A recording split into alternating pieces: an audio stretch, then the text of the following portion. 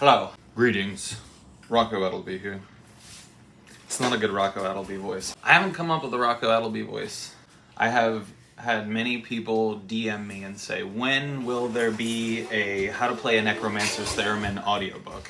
Soon. I have the equipment. I have to do the What's on the Menu audiobook first. And it's good I have to do the What's on the Menu audiobook first because I have voices for everyone in this book except Rocco. I haven't figured out a proper voice, which is okay because he's like a multiversal character, so I think he's gonna have multiple voices. I haven't figured out any of the voices for Rocco yet. Maybe one of them could sort of sound like this.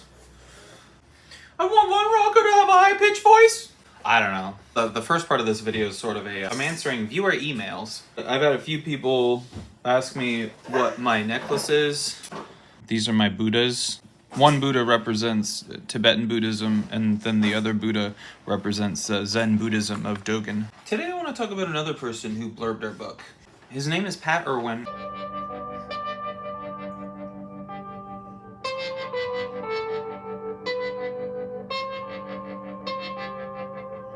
Pat Irwin said this about our book. How to Play a Necromancer's Theremin is a joyful, head-spinning thrill ride through the past, present, and future.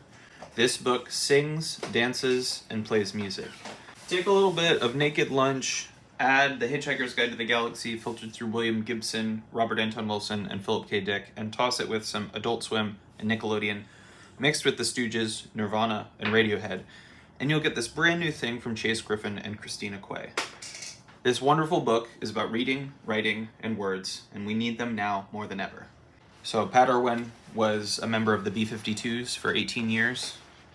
I recently interviewed him, and I asked him how that came about. He said Kate called him up, and it was a gig that was only supposed to last 18 months, and it ended up being an 18-year-long marriage with America's greatest party band.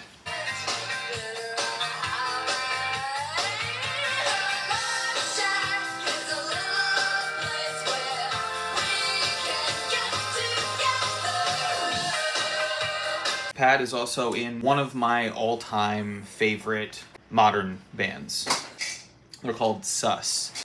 Sus describes themselves as ambient country. To me, Sus sounds like if Alejandro Jodorowsky directed Pete and Pete. Sus would be the soundtrack.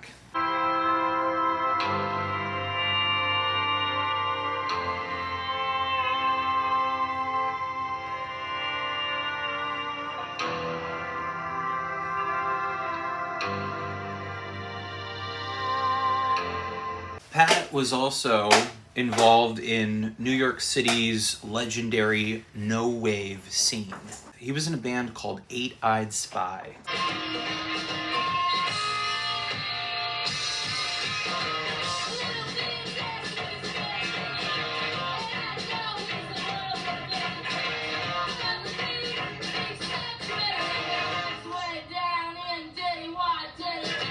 Who's on vocals there?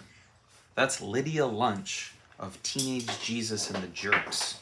Pat Irwin also composed the score for one of the greatest cartoon shows of all time, Rocco's Modern Life.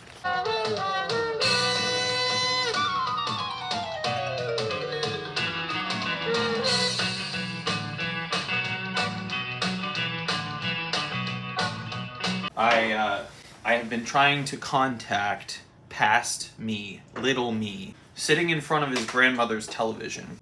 Oh, that's not the right picture. No, I was younger than that. It's teenage me. That was a crazy time. That's much older me getting a dose of sodium pentothal. Not me. There we go, we're getting closer. A little younger. There we go, that's around the right age. That is 93. There we go, look at me. The cool teenager down the street named Skan Skaldrowski had just exposed me to Nirvana.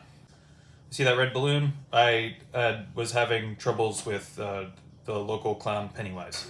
Hello, past me. 30 years in the future. Pat Irwin, creator of the Rocco's Modern Life soundtrack, will blurb your sci-fi novel. My parents didn't have cable, but my grandparents did, so I got to get little doses of cable every other weekend. It was all books at my parents' house, and then cable TV at my grandparents' house. Geraldine Laybourne's Nickelodeon is probably the greatest little era of TV, not just kids' TV, but all TV, to have ever existed. We had shows like Ren and Stimpy, Doug, Pete and Pete. Pete and Pete might just be the greatest show of all time. And then, of course, there was Rocco's Modern Life. The music of those late 80s, early 90s Nickelodeon shows, I mean, you can't beat it. With Rugrats, you had Mark Mothersbaugh of Diva. Pete and Pete had that beautiful, grungy, surfy music. And Rocco's Modern Life had Pat Irwin and his orchestra.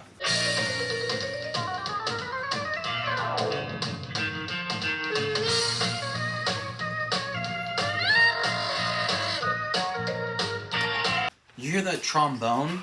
That's Art Barron.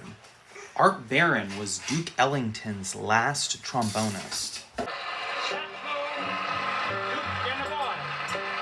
Baby, take me down to Duke's place.